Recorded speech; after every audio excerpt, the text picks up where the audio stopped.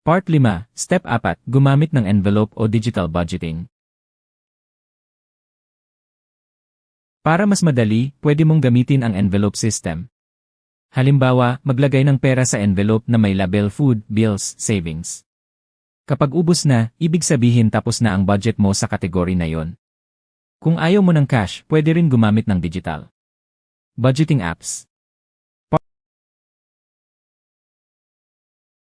Part 6, Step 5, Regular na i-review.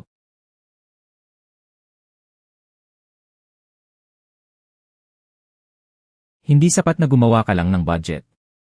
Kailangan mong i-review ito kada linggo o kada buwan.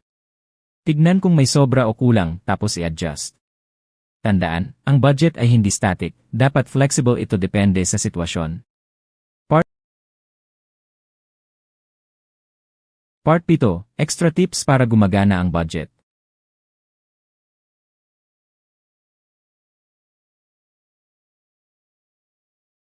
Narito ang ilang tips para talagang gumana ang budget mo. 1. Unahin ang savings bago gastos, pay yourself first.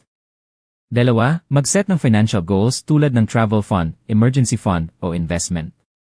3. Gumamit ng reminder apps para hindi makalimutan ang bills. 4. Huwag kalimutang mag-reward sa sarili, basta pasok sa budget.